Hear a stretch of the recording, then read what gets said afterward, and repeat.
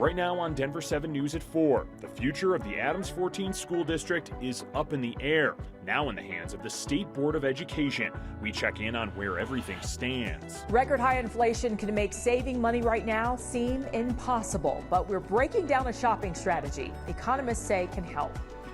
And 4 times as many Americans identify as mixed race now. That's compared to just 10 years ago. We're looking at the effects this could have on perceptions about race and future policy. Plus, we hear from a teen that was inside this house when this happened. Thanks so much for joining us. I'm Jason Grenauer. The fate of the Adams 14 School District is hanging in the balance today after struggling with student performance for the past decade. We have a look now at the overflow room of the State Board of Education as people try to make their way into the actual boardroom. The Denver Board of Education told Denver 7 a decision would be made by now. That was originally coming from the state, but they have one more hearing with another school within the district. Before the last recess, though, we are hearing that some state board members said they do not want to close any schools, and they do want a partial or full-time management partnership to help the district succeed, while other members want the district to lose its accreditation. Now, we do have a crew at the meeting listening in right now. We will bring you the latest updates starting on Denver 7 News at 5. Now, once the Board of Education makes their final decision, we will hear from the Adams 14 School District, their side. They tell Denver 7 to expect that around 7 p.m. So it continues to be quite the long day for everyone involved. Now, Adams 14 is presenting that plan to improve their district. But if the state board does not find the district's plan adequate, it has a few options on what to do next. The state board could choose to close Adams City High School. The board could also take the unprecedented step of forcing the district to reorganize. That could mean placing each school under the control of a neighboring district. The state education commissioner tells Denver 7 the process is all about making sure Adams 14 students are getting the tools they need to succeed. Adams 14 has received the state's 2 lowest performance ratings every year since 2010. Now, of course, turning a school around can be hard work, but it can be done. We have the proof. Between 2016 and 2019, Eagleton Elementary in Denver went from having low performance ratings to meeting state standards. Principal Janine Dillabaugh says truly connecting with students online and in person was one way the school was able to move the needle towards progress. The approach to academics changed too. We have worked to really ground teachers in the standards, unpacking standards, knowing what the standards require of their instruction so that they're providing grade level, rigorous work for our students. In 2019, the school was in the green, meeting expectations in the majority of performance metrics. Now, while we talk about Adams 14 and turning schools around, well, former Douglas County Schools Superintendent Corey Wise, well, he's filing a discrimination complaint against his former school district.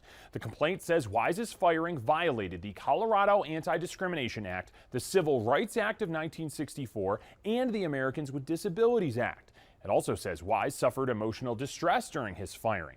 His attorneys say Wise was deprived of the full benefit of his contract, and he couldn't retire with distinction from the district where he served for more than 25 years. Douglas County did not have any comment. Denver 7's Shannon Ogden spoke with Wise today. You can watch more of his interview starting tonight on Denver 7 News at 5. To the latest on COVID-19 now, the state public health department has extended their public health order for at least 4 more weeks. That means you'll have to wear a mask or even provide vaccination status in some settings based on CDC guidelines. That includes masking at nursing homes and prisons. Vaccines will be required for state contractors working in residential care settings. And the state will continue to report its hospital data regarding COVID-19 cases. That new order will be in effect until May 13th. Pfizer is looking to expand COVID-19 booster shots to children younger than 12. The company says new data shows younger kids who got the booster shot 6 months after their second dose produced antibodies high enough to fight off the Omicron variant. It was tested during the winter when Omicron cases were high.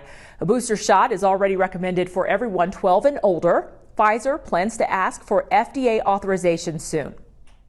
COVID cases are once again on the rise in the U.S. They're being driven by the more contagious Omicron variant known as BA2.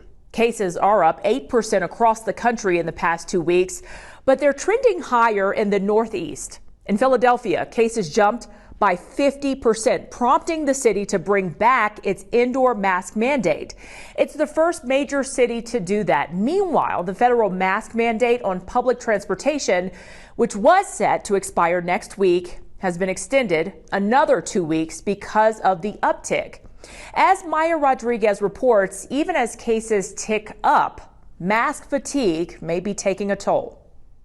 In the city of brotherly love this week, a blast from the recent past. Masks are back in Philadelphia's indoor spaces. If we wait to find out and to put our masks back on, we'll have lost our chance to stop the wave. The mask mandate there follows an increase in COVID cases, both in that city and the Northeast as a whole. There's a high population density and it's still fairly cold, so people aren't outside as often as they could be in other parts of the country. So all of those things could be contributing to it. Dr. Jessica Holzer is with the University of New Haven, specializing in public health. She says, much like in the early days of the pandemic, the Northeast could be a canary in a coal mine of what awaits the rest of the country when it comes to COVID cases. People from the Northeast will travel for spring break or something else, visiting family for Easter weekend. All those sorts of things might absolutely affect case rates across the rest of the country. She says one thing could prevent that: wearing a high-quality mask. Wearing a mask really does effectively cut down the spread. But a new survey finds that Americans are over it.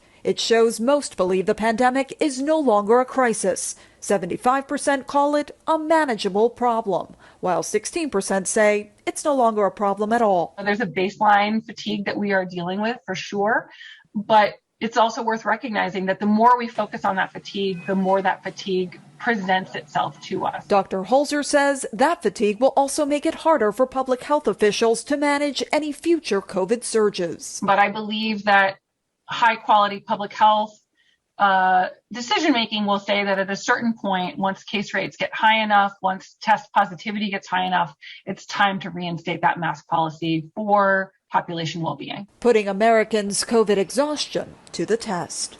I'm Maya Rodriguez. Maya, thank you for that report. Well, some employers are adding more background checks as they try to boost hiring.